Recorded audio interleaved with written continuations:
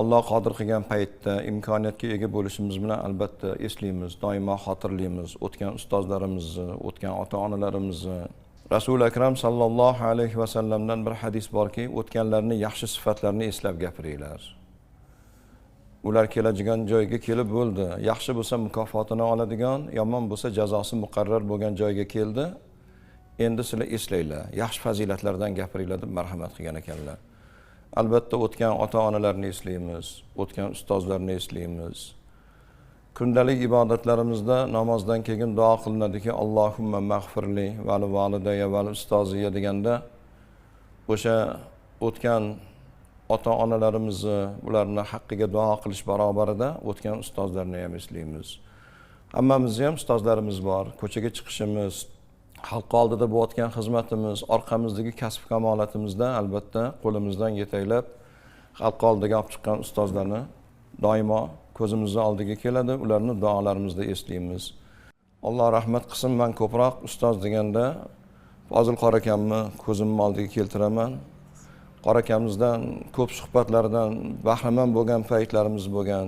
Juda o'zlarining voizliklari bilan gapirgan gaplari xalqqa hammasiga barobar yetib borardi. Shoga ham, gadoga ham tushuntirish darajalari barobar bo'lganligi uchun Qora akam oddiy bir tilda tushuntirganliklari uchun ularning suhbatlaridan ko'p bahramand bo'lib, orqalarida xizmatlarda ko'p bo'lgan paytimiz, hattoki umrlarining oxirgi kunlarigacha, oxirgi nafaslargacha yonlarida bo'lgan paytlarimiz bo'lgan.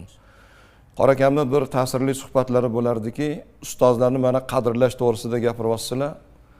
Alloh rahmat qilsin, o'sha paytlar O'zbekiston va Qozog'iston musulmonlar diniy idorasi deyilarda 5 ta respublikaga muftiy bo'lgan Zot Ziyovuddinxon boboxon hazratlari 80-yil haj safaridan kelganlarida deyillar ziyoratlarga kirdik.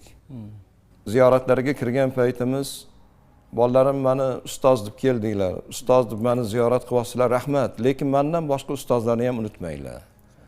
Ustozlarning duosini olinglar deb o'zlarining boshlaridan o'tgan o'sha qatag'on yillardagi voqealarni gapirib bergan ekanlar. 30-yillarda qatag'on paytlari bo'lgan, ahli ilmlarga qatl-om e'lon bo'lgan paytlari Mevazor mahallasida Yunus domla degan bir odamning xonadonlarida jon saqlaganmiz. Yerto'lada yotardik. Kunduz kuni yerto'lada yotib, kech bo'lganda qorong'i kechasi bolalarimizni ko'rishga imkon topilib qolardi, borib ko'rib kelardik. Shunda Ziyovuddin qora aka ham o'sha ahli ilmlar bilan birga yotgan paytlari bir gap eshitdilarki, Jo'ravoy domla degan ustozingiz og'ir ahvolda yotibdilar. Qaraydigan bir odam ham yo'q degan gapni eshitganda Allohga tavakkal qildik. Har qadamimiz xavf ostida. Qiyiqchami bir chetiga bitta kulchani tugib, kechasi borsam, o'sha Jo'ravoy domla og'ir ahvolda yotibdilar. Soch soqollari oqar, juda ham o'sib ketgan bir holat. Soch soqollarini olib, borgan nonni ushatib, choy qo'yib xizmatlarini qildim. Umrlarining oxirgi kunlarigacha ham kechasi qatnadim yonlariga. Oxiri jon berayotganlarida qo'limda jon berdilar. Nazm holatiga kelganda shunda duo qilgan ekanlar. Bolam Ziyovuddin, qo'lingni ochgin. Ustozim deb kelib meni xizmatimni qilyapsan, qilgan xizmatlaringga rozi bo'lgin, men mindan minga roziman. Bu kunlar o'tib ketsin, seni ham ko'kragingga shamol tegsin. Dinni podshosi bo'lgin. Olimlar orqangda yursin, podsholarni taxti ravoni senga nasib etsin deb duo qilgan ekanlar. Shu gapni qilib, duo qilib, mendan rozi bo'lib, qo'limda jon berdilar. Lekin bu kunlar o'tib ketdi. Dorul Amon kunlarga yetdik dedilar.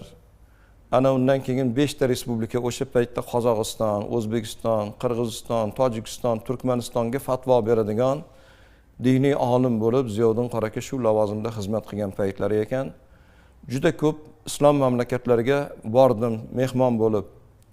73-yili Iordaniya podshosi Malik Husaynning taklifiga muvofiq shaxsiy mehmon sifatida tashrif buyurdim. Shunda butun dunyo ulamolari, dunyo muftiylari yig'ilgan paytda Malik Husayn so'zga chiqib, birodarlar, bugun bizning yurtimizga Sovet ittifoqidan og'ir bir sharoitda dinni odamlarga targ'ib qilib turgan ustoz Ziyovuddinxon hazrat kelganlar. Bu odam meni shaxsiy mehmonim. Bizning odatimizga ko'ra shaxsiy mehmon podshoni taxtiga o'tiradi deb qo'limdan yetaklab, o'zlari orqada yurib, o'zlarini taxtlariga o'tkazdilar. Men podshoni taxtiga o'tirgan paytim odamlar takbir etishni boshlashdi. Allohu akbar deb takbir etildi. Lekin men tinmasdan yig'ladim. Tushunmadi, o'tirgan jamoat tushunmadiki, bu Ziyoddin qori aka Malik Husaynni taxtiga o'tirganligi uchun yig'layapti deb o'ylashdi.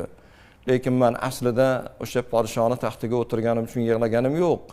Bir necha yil oldin qo'limda jon bergan ustozim Jo'rabay domlaning duosini ijobat bo'lganligiga amin bo'lib yig'ladim. Ustoz o'shanda duo qilgan edilar, men roziman deb duo qilgan edilar. Ustozning duolarini olgan edik.